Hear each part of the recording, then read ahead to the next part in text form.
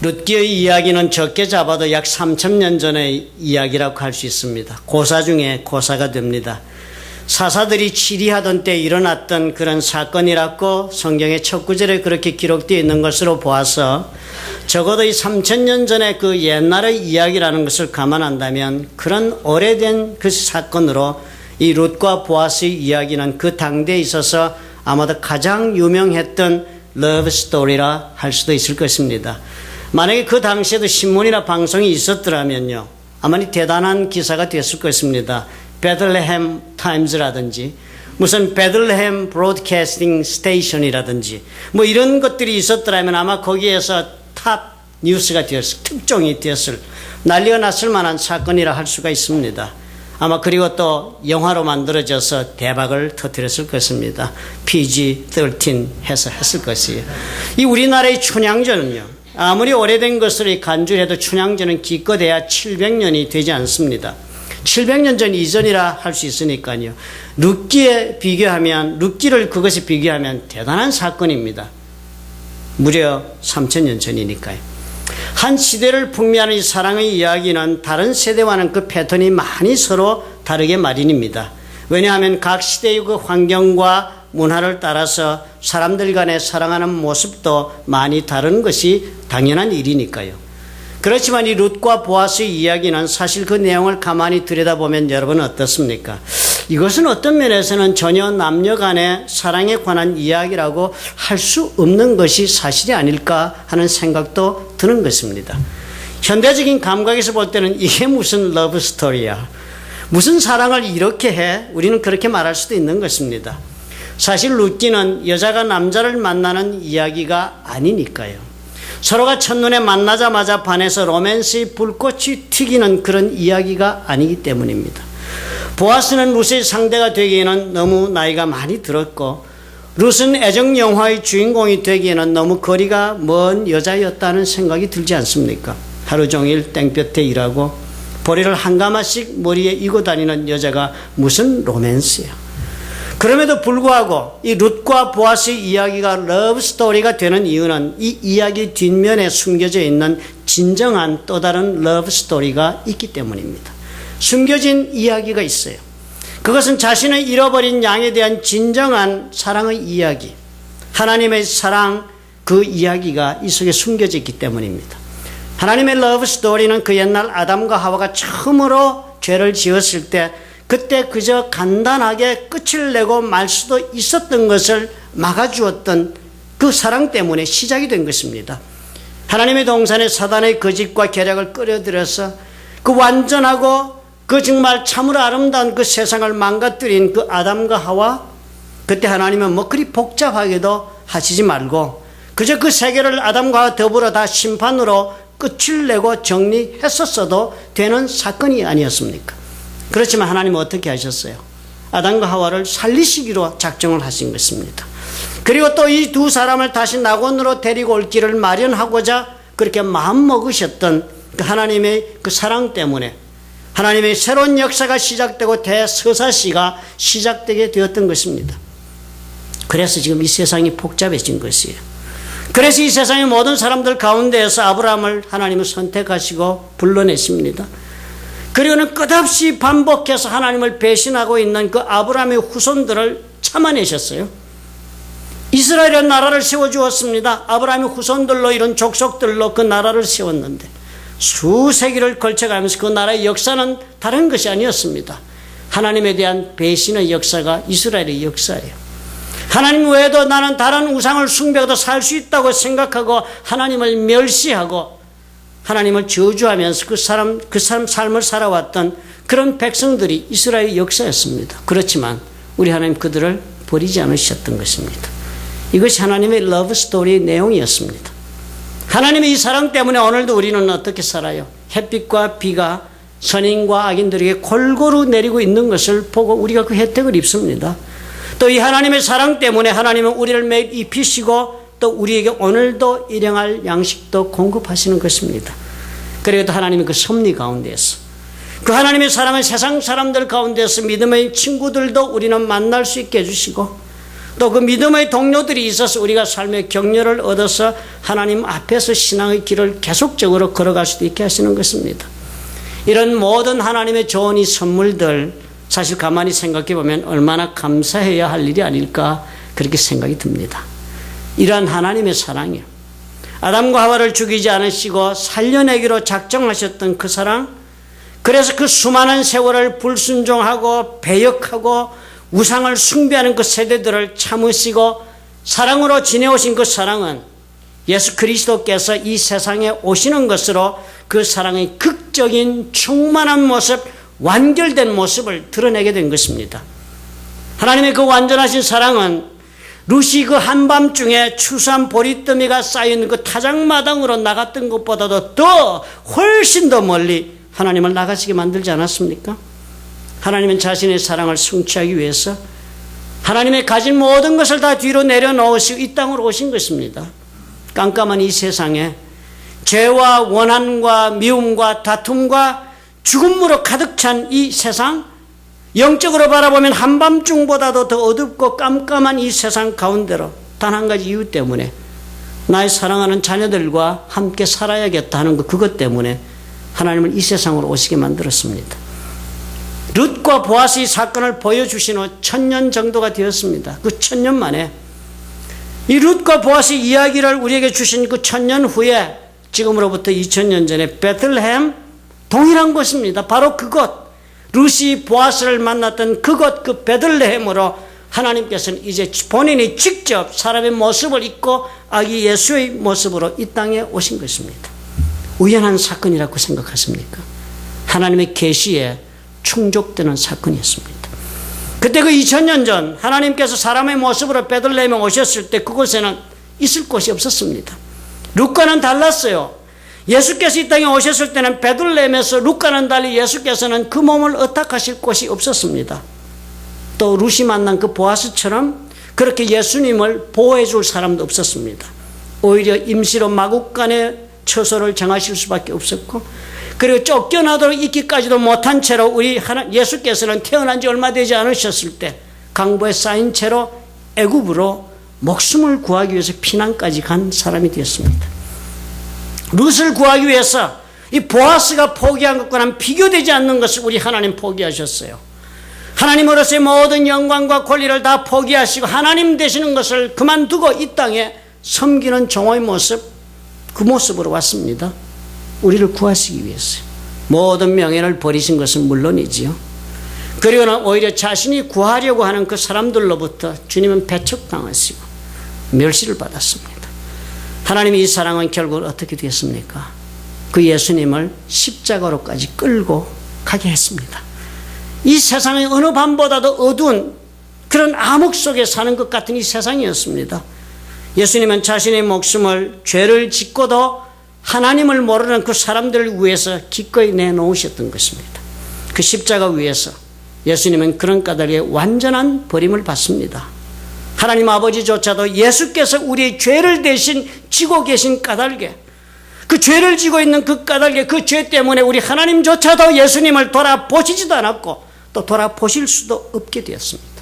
십자가 위에서. 그 십자가 위에서 예수님 모습 어땠어요? 얼굴이 어땠습니까? 알아볼 수 없는 얼굴이었습니다. 망가진 얼굴, 깨어지고 찌그러지고 모습을 헤아릴 수 없는 상처난 몸으로 버려진 채 주님은 고통 가운데 울부짖었습니다. 내 하나님, 나의 하나님, 어찌 나를 버리시나이까? 왜요? 그분이 왜 그랬습니까? 우리가 심판받는 것을 피하게 해주시려고 하신 것입니다. 우리를 사랑하시기 때문에, 저와 여러분 심판받는 것을 용납할 수가 없었기 때문입니다. 도대체 왜 그렇게까지 하셔야만 했다고 생각하십니까? 우리가 뭐 그렇게도 귀하고 값진 사람이 되어서 그런 가치가 있어서 그렇게 하셔야만 했던가요? 우리가 도대체 뭔데요? 우리가 뭐 그렇게도 대단히 하나님 앞에 있어서 중요한 존재가 되어서 그렇게 하실 수밖에 없었다고 여러분 생각하시고 예수 믿고 계십니까? 전혀 아니었습니다. 단지 하나님이 우리를 향하신 그 사랑 때문이라고 성경 요한복음 3장 16절이 그렇게 말씀하지 않아요. 하나님이 세상을 이처럼 사랑하사 독생자를 주셨다. 그 까닭은 저를 믿는 자마다 멸망치 않고 영생을 얻게 하려고. 그래서 예수님 이 땅에 주셨다는 것입니다. 왜 하나님의 사랑을 이렇게 예수님을 주시는 것으로 표현했다고 성경 요한복음 3장 17절을 이어서 이렇게 말합니다. 하나님이 그 아들을 세상에 보내신 것은 세상을 심판하려 하심이 아니다. 간단한 한 가지 이유라는 거예요. 사랑하신 까닭에 심판하기를 원하지 않았다 하시는 것입니다. 그리고 우리를 심판하지 않으려 하시니까 필연적으로 어떻게 되었습니까? 자기의 목숨까지 내어놓지 않을 수 없는 그런 사랑으로 발전하고 말았습니다. 이 사랑을 우리에게 알게 해주시려고요. 성경은 룻의 이야기를 저와 여러분에게 들려주는 것입니다. 룻과 이 보아스의 이야기를 통해서, 그리고 이 나오미의 모습을 통해서 하나님이 우리를 향하신 사랑이 과연 어떠한 것인지를 보여주고 싶어 하십니다. 그리고 그 하나님의 사랑은 과연 어떤 결과를 저들의 삶 속에 가져왔는가를 알려주기를 원하시는 것입니다.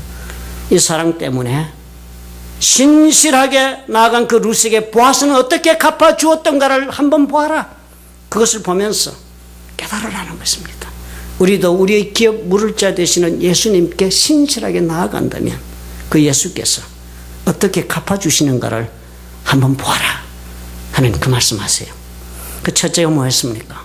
반드시 나를 회복시키시는 것으로 우리 주님은 갚아주신다는 것, 그거 믿으라 하십니다. 내 힘으로는 불가능해요. 그렇지만 예수께서 나를 회복시키시는 것을 믿고 살아라 하십니다. 그날 밤 룻이 자신의 모든 것을 걸고 시어머니 나오미의 명령을 따라서 한밤중에 타작마당에 들어갑니다. 그리고서는 보아스에게 말씀 한마디 듣습니다. 보아스가 룻에게 이랬습니다. 만일 그가 기업 물을 자의 책임을 내게 이행코자 아니하면 여호와의 사심으로 맹세하노니 내가 기업 물을 자의 책임을 내게 행하리라. 보아스의 설명이 좀 복잡하게 들려도 내용은 결국은 한마디로 정리가 됩니다. 보아스가 어떤 경우가 있더라도 너를 내가 보호해 주겠다 약속하는 것입니다. 그런데 이렇게 말을 했어요. 그가 기업 물을 자의 책임을 내게 행하기를 기뻐하지 아니하면 여호와의 살아계심을 두고 맹세하노니 그랬습니다.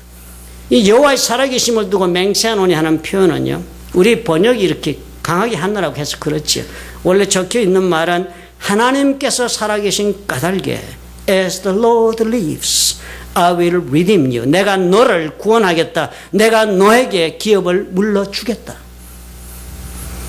하나님이 살아계신 한 반드시 보아스가 룻의 기업을 물려주겠다고 확언한 것입니다.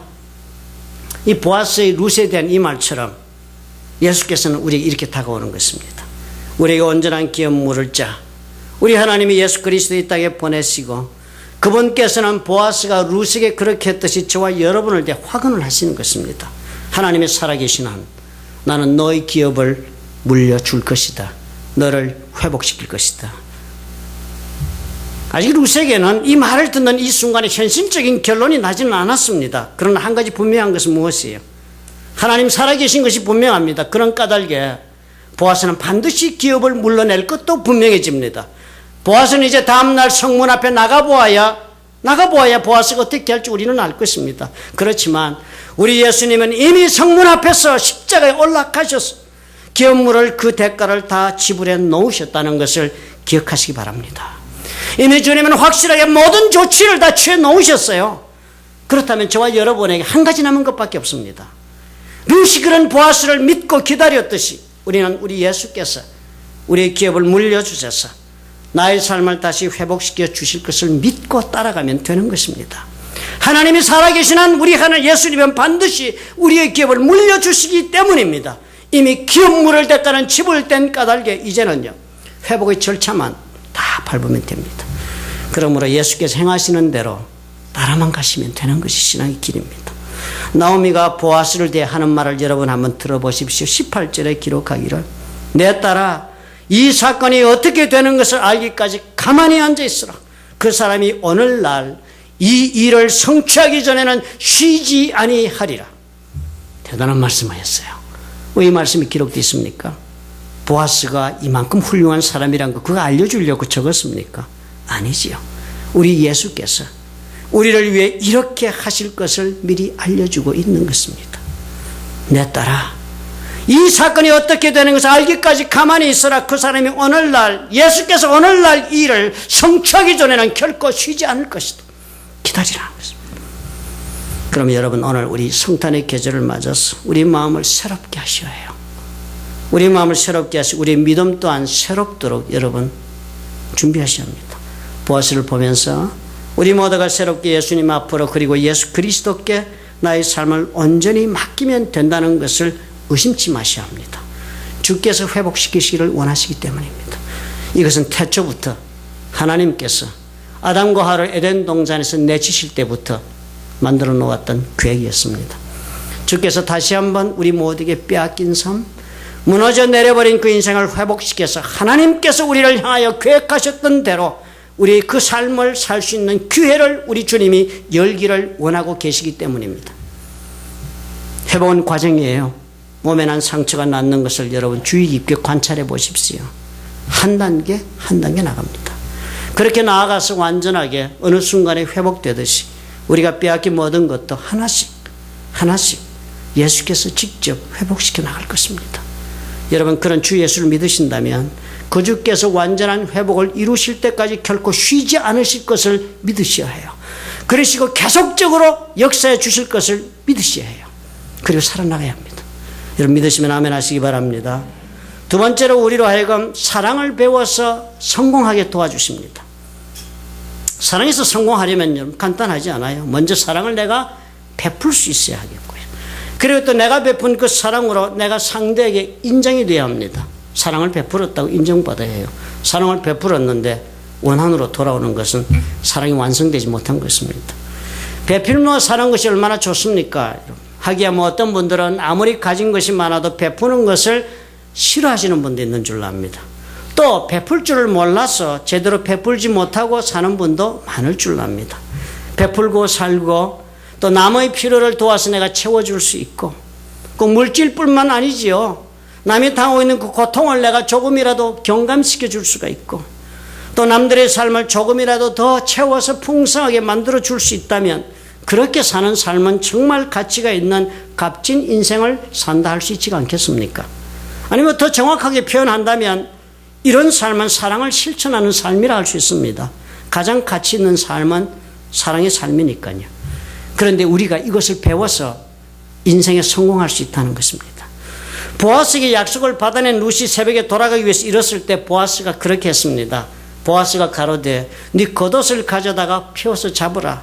펴서 잡으니 보리를 6번 되어 룻에게 입어주고 성으로 들어가니라. 그렇게 해서 보아스에게 보리를 받아서 룻이 집으로 돌아와서 시어머니를 만납니다. 시어머니를 보고서 이렇게 말을 해요. 그가 내게 이 보리를 6번 되어주며 이르기를 빈손으로 내 시모에게 가지 말라 하셨다. 나오미 룻이 인생에서 가장 큰 문제점이 무엇이었습니까? 나오미는 그랬어요. 10년의 모압 생활 청산하고 고향으로 돌아왔을 때 나오미는 그 모든 고향 사람들 앞에서 선언을 했습니다. 내가 풍족하게 나갔더니 여호와께서 나로 비어 돌아오게 하셨다. 선언문이었습니다. 내 인생이 이렇다. 여호와께서 나로 비어 돌아오게 하셨다. The Lord had brought me back empty. 빈손으로 아무것도 없는 텅 빈 인생으로 나를 돌아오게 하셨다. 이것이 나오미와 룻의 인생이 슬픈 그 실체였습니다. 이것 때문에 슬펐습니다. 빈손으로 살게 된 것이요. 풍성하게 쥐고 있다가 그것 다 잃어버리고 이제 아무것도 없이 빈손으로 살게 된 것, 이것이 그들이 슬퍼한 이유였습니다. 그런데 이제 룻이 어떻게 돌아옵니까? 보아스의 말대로 빈손으로 내 시어머니에게 돌아가지 말라 한 그 말대로 이제 룻이 나오미에게 풍성하게 채워준 것입니다. 룻 애초에 나오미에게 애초에 약속한 대로 어떻게 했습니까? 자신이 그 약속한 그 말, 나오미를 사랑하여 내가 이렇게 하겠다고 말한 그 말대로 실천해낼 수 있도록 된 것입니다. 무엇을 했습니까? 보아스가 준 것으로. 얼마나 좋은 일을 했어요. 얼마나 좋은 일을 했습니까? 내가 약속한 대로 사랑으로 베풀 수 있는 기회가 나에게 주어진다면 얼마나 좋습니까? 사랑하면서도 내 사랑을 표현해낼 수 있는 기회가 주어지지 않는다면 슬픈 사건이 됩니다. 자식 키우면서 여러분, 그 자식의 필요를 뻔히 내가 보면서도 내가 채울 수 없다면, 그 자식의 고통을 내가 뻔히 알면서도 그 고통을 경감시켜 줄 수 없다면, 그렇다면 우리 가슴이 슬픔으로 가득 채워질 것입니다. 사랑하는 상대요. 그래서 내가 해줘야 하겠다 마음먹은 대로 내가 베풀 수 있다면 그것 하나만으로도 만족할 수 있습니다. 그렇잖아요. 예수께서 신실하게 주께 나오는 사람들에게 이 길을 열어주시는 것입니다. 예수님은 보아스보다도 더 확실한 우리의 기업 물을 자가 되시기 때문입니다. 베풀 수 있는 마음, 베풀 수 있는 능력을 나는 다 빼앗겨버렸다 할지라도 주께서 이것을 다 물러내시기를 원하세요. 빼앗길 인생도 물러내시고 주께서 이 환경도 물러내실 것입니다. 그리고 주께서 나에게 주신 것으로 우리는 사랑을 베풀며 살 수 있는 그 법을 배울 것입니다. 주님께서 모든 예수 믿는 사람들에게 명하신 대로 저와 여러분은 하나님 사랑하고 이웃을 내 몸처럼 사랑할 수 있는 기회를 얻을 것입니다. 그리고 사랑해서 그 필요를 내가 채워줄 수 있는 기회를 다시 회복할 것입니다. 내가 그 필요를 위해 베풀 수 있도록 우리 주님께서 내 손을 채워주신다는 것, 룻기를 통해서 우리 하나님께서 저와 여러분이 주시는 약속이요 사랑에 대한 확증이 되는 것입니다. 그렇게 돌아온 룻에게 나오미는 무엇라고 환영했는지 여러분 살펴보셔야 해요. 룻이 시므에게 이르니 그가 가로되, 시므가 이렇게 답변합니다. 내 딸아 어떻게 되었느냐? 내 딸아 어떻게 되었느냐? 뭐 번역하기를 how did 있고 일이 어떻게 진행되었느냐 이렇게 다 번역을 합니다. 그렇지만 원어로 보면요, 원어는 뜻이 좀 엉뚱합니다. 원어는 이렇게 말했습니다. 내 딸아 너는 누구냐? Who are you, my daughter? 이렇게 원어가 적혀 있습니다. 뭐 나오미가 어둠 가운데서 룻이 집에 보따리 이고 왔는데 그거 몰라서 이렇게 질문했겠습니까? 일단 너는 누구냐라고 이 물은 이 질문은요, 룻이 누군지를 몰라서 질문한 것이 아닙니다. 그렇잖아요. 놀라서 질문한 것이야. 도대체 이게 누구냐? 네가 룻이냐? 내가 이제까지 알고 있던 그 룻이 너냐? 하는 질문이라고 이해해야 할 것입니다.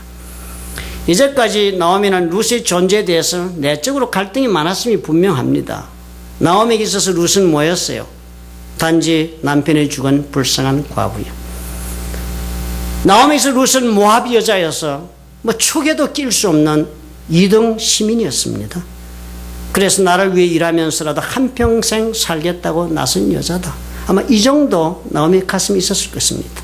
그랬던 룻이 베들레헴에 오고부터 어떻게 되었습니까? 보아스의 들판에 나가면서부터 점점 더 나오미에게 있어서 룻 그 사람의 무게가 더해간 것이 아닙니까? 나오미요? 룻 때문에 생각지도 않았는데 궁핍을 벗어납니다. 또 룻 때문에 나오미 새로운 희망을 또 품었습니다. 그리고 이제 오늘 이 밤에 룻이 돌아오는 것을 보니까 아, 나는 빈손으로 돌아왔는데 이 빈손을 룻이 채워주는구나 깨달은 것입니다. 그리고 그 많은 날 늘 보따리 이고 돌아왔지만 이날 새벽 동틀역에 룻이 이곤 이 보리 보따리는 또 다른 은혜의 증거물이라는 짐작이 간 것입니다. 그런 룻을 대해서 나오미가 환상을 지른 것이에요. 이게 도대체 누구냐? 이게 룻이냐? 이게 내 딸 룻이냐? 이제 어떻게 됐습니까? 나오미 룻 때문에 더 이상 빈 인생이 아닐 수 있게 됐습니다.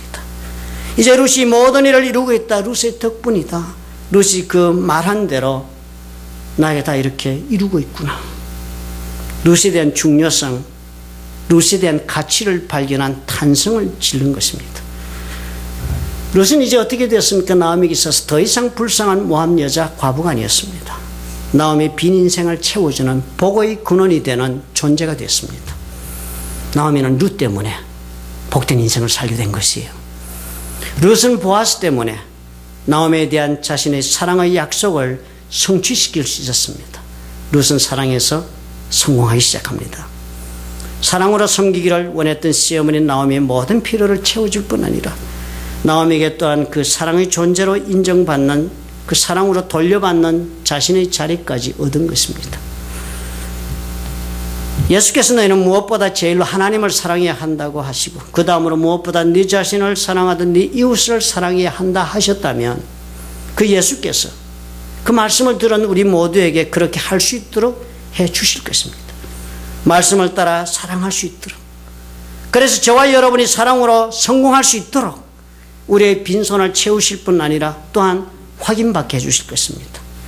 룻에게 기업 물을 자 보아스가 한 것처럼 아니 또 그 이상으로 예수님은 우리의 기업 물을 자가 되고 계시기 때문입니다. 여러분 뉴스를 보아서 잘 아시죠? 남아연방의 대통령을 지낸 넬슨 만델라라는 분이 세상을 떠났습니다. 몇 주 전에. 역사적인 인물이었습니다. 이분은 남아연방이 백인들의 통치, 오랫동안 그 백인들이 남아연방 사우스 아프리카 통치하지 않았습니까? 그런데 그 백인들이 그렇게 통치하고 있을 때 그 해방을 위해서 투쟁을 하다가 감옥에 갇히게 됩니다. 그리고서는 27년을 옥살이를 합니다. 27년이죠. 그 감옥에서 온갖 고초를 겪었습니다. 나중에 옮겨간 감옥은 살아나올 수 없는 그런 감옥을 갔습니다. 수많은 나라들이 남아연방에 압력을 가해서 이 넬슨 만델라가 결국은 27년 만에 풀려납니다. 그리고서는 역사가 정말 격동치면서 이 남아연방은 자유로운 총선을 치르게 되고 만델라가 드디어 대통령에 당선이 되었습니다. 소수의 그룹이 통치를 했습니다. 통치를 이루고 거의 대부분의 부가 백인들이 소유하고 그리고 오랫동안 정치적을 가지고 흑인들을 억압한 가운데 다스린 나라가 남아연방이었습니다. 그리고 가난 속에서 억압을 받고 핍박받고 그리고 살아왔던 목숨을 연명해왔던 흑인들이었습니다. 그래서 이제 정변이 일어나 정권이 바뀌니까 그랬으니까 어떻게 되겠습니까? 당연히 다른 아프리카에서처럼 내전이 일어날 것은 불보듯 뻔한 일이었습니다. 내전이 일어나는 것이 당연한 순수였습니다.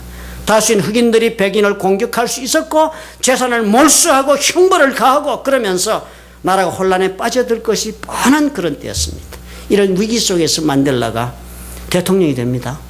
소수의 통치 계급이 대다수의 흑인을 인종차별 속에 다스린 이 나라를 이제는 어떻게 해요? 만델라를 이끌어내어서 다문화적인 여러 사람들이 함께 다스릴 수 있는 민주주의 국가를 세워야 하는 것이 그 중요한 책임이 만델라에게 주어진 것입니다. 만델라는 비록 감옥 27년을 살았지만 하나님이 주신 지혜가 있었나 봐요. 대통령이 되면서 가만히 관찰을 해보니까 다른 아프리카 나라들이 식민지를 벗어나면서 이왕의 그 지배하였던 그 다스렸던 백인 엘리트 계급들을 축출해내고 나라를 다스리려 하다가 경제적으로 붕괴되는 것을 목격했습니다. 그래서 만델라는 백인들에게 약속을 합니다. 우리는 The Rainbow Nation, 무지개 나라를 세운다. 무지개 나라는 하나님과의 평화가 있는 나라를 뜻하는 표가 아니겠습니까? 만델라가 이것을 주창했어요. 이제 내가 대통령 하면서 이 나라를 무지개 나라로 만들겠다. 그리고 이 무지개 나라에서 백인들은 그 재산과 생명을 보호받을 것을 확약했습니다. 그래서 내각을 꾸밀 때도 그 당시 백인 총독으로 남아연방을 다스렸던 데 클라크를 제일 부통령에 임명을 합니다. 그리고서는 농업부, 에너지부, 환경, 광물질, 자원부, 내부부 장관들을 모두 백인들로 채웁니다. 자신을 27년간이나 혹독하게 감옥에 가두었던 사람들이, 수많은 흑인들을 부당하게 죽였던 사람이요, 자신의 삶을 다 엉망으로 만들었던 그 사람들이요, 그렇게 억압했던 그런 사람들을 수많은 사람들이 반대했습니다. 수많은 사람들, 수많은 지지자들이 반대하고 있었음에도 불구하고 저들의 생명과 재산을 보호하겠다고 약속하고 지켰습니다. 그 결과 남아연방은요, 역사에도 없는 경제적인 발전, 정치적인 안정을 얻어내기 시작한 나라로 변했습니다. 그분이요, 자기 자서전 Long Walk to Freedom이라는 책에서 이런 말을 했습니다. No one is born hating another person because of the color of his skin or his background or his religion. 피부의 색깔이나 아니면 살아온 배경이나 종교적인 차이로 해서 다른 사람을 증오하기 위해서 이 세상에 태어난 사람은 아무도 없다. People must learn to hate. 사람은 증오하는 것을 배웠음에 틀림이 없다. And if they can learn to hate, 그리고 증오하는 것을 사람들이 배울 수가 있었다면 they can be taught to love. 그들은 사랑하는 것도 배울 수가 있다. 왜냐하면 인간의 마음속에는 증오보다는 사랑이 더 자연스럽게 일어나기 때문이다. 그래서 본인 스스로요, 넬슨 만델라 이렇게 사랑을 배우는 것으로 증오를 이기는 삶을 살아갔던 것이 너무 분명한 말 아닙니까? 그래서 아마 남아연방의 새로운 화해의 역사, 이런 사랑의 역사로 국가가 설 수 있었던 것입니다. 2013년 12월 23일 타임지니까 최근 타임지지요. 지난주 타임지에 보면요, 그 기자가 넬슨 만델라에 대한 기사를, 장문의 기사를 적었습니다. 그러면서 이렇게 적었습니다. 우리가 알고 있는 넬슨 만델라는 가혹한 감옥 생활을 통하여 만들어진 것이 분명하다. 기자가 그렇게 적었습니다. 기자 이렇게 계속적으로 적어 내려갑니다. 1962년에 감옥에 들어갔을 때의 그의 모습. 그때 감옥에 들어갔을 그의 모습은 핫헬이라 쉽게 불같이 화를 내는 사람이었다. 그리고 말로 신랄하게 가슴을 찌르는 그런 사람이었다 그랬습니다. 넬슨 만델라 그런 사람이었대요. 27년 전에 감옥 들어갈 때. 그러나 27년 뒤에 이 감옥에서 나왔을 때, 나와서 케이프타운의 그 몰에 태양이 비치는 밝은 곳에 수많은 사람들 앞에 걸어 나왔을 때 넬슨 만델라의 얼굴은 신중하고 온화한 얼굴의 사람이 되어 있었다. 그것은 어렵게 얻어진 온화함이었다. 감옥에서 이 사람은 자신의 분노를 통제하는 법을 배웠다. 선택의 여지가 없었으니까. 그리고 자신이 꿈꾸는 자유가 있고 인종차별이 없는 그런 남아연방을 한 번이라도 이루어보고 싶다면 자신을 억압하는 사람들과 어떻게든 관계를 맺어야 한다는 것을 이해하기 시작을 했을 것이다. 자서전 쓴 사람이 이 기사를 썼어요. 이 자서전 준비하던 작가가 그러니까 몇 달, 몇 주간을 같이 지내면서 이 만델라의 이야기를 구술하는 걸 듣고 적고 정리해서 책을 썼습니다. 그렇게 몇 달, 몇 주간 같이 지내는 동안에 대화를 하다가 너무 궁금해서 질문을 몇 번씩 반복을 했는데 답을 듣지 못했습니다. 이 질문을 했어요. 만델라의 감옥에 들어갔을 때 그 사람과 감옥을 걸어나온 그 사람과를 비교해 보면 달라진 것이 무엇입니까? 수차례 질문을 했습니다. 이 기자가 너무나 그 사실이 궁금하고 중요해서 오랫동안 대답을 하지 않고 회피했다고 합니다. 만델라가. 그러다가 언젠가는 이 만델라가 그 질문을 또 듣고서는 끝내는 깊은 한숨을 내쉬면서 한마디, 간단한 한마디 대답을 해 주었답니다. I came out mature. 나는 성숙해서 나왔어요. 넬슨 만델라의 가장 큰 업적이 무엇입니까? 민주주의 창출해낸 거예요. 인종차별이 없는 남아, 이거 기적이에요. 피의 참혹한 내전을 막은 거예요. 아름다운 나라를 보호한 것이었습니다. 남아프리카 얼마나 아름다운 나라입니다. 이런 일을 이루기 위해서 만델라는요, 기왕의 지배 계급이었던 백인 지도자들과 협상하면서 증오와 복수심에서가 아니라 확고한 원칙에 서는 바위 같은 강인함을 보여주었다. 그리고 그와는 또 반대로 자신을 지지하는 사람들에게는 자신이 이런 적들과 전혀 타협하고 있지 않다는 것도 보여주어야 했다. 이게 가능이나 한 일이에요. 기자가 이렇게 적었습니다. 이것은 도저히 믿어지지 않을 만큼 민감한 선택이다. 겉으로 볼 때 만델라는 이 모든 것을 은혜로 감당해 나갔다. 그렇지만 이 길은 그에게 많은 대가를 지불하게 했다. 성자가 아니니까요. 그랬습니다. 만델라는 사람이니까 본인이 가지고 있는 자신만의 인생의 쓴뿌리, 비러네스, 원한이 있었답니다. 그렇게 했죠. 27년을 쏟았는데 그 한 말이 있어요. 기자에 그랬답니다. 이렇게 나라를 위해서 애쓰고 화목태계에서 국가를 건지고 피를 흘리지 않게 막고 백인을 보호하고 있는 그 일을 고통 가운데 해나가면서 기자에 그 말 했답니다. 이것이 문제가 아니다. The struggle, 정말 내가 고통하고 있는 것은 The struggle is my life. 내가 내 인생 사는 것, 이것이 정말 힘들다. 아이들을 사랑하는 이 사람이 27년간에 자신의 아이들을 보지도 못하고 살았습니다. 그리고 다시 아내와 사는 그 삶은요, 아내는 정반대의 정치적인 노선을 만델라와 다르게 걸어갔습니다. 도망다닌 시절에 그랬답니다. 아들을 잠자리에 재우던 날 아들이 아버지에게 물었대요. 왜 아버지는 매일 저녁 집에 오지도 못해요?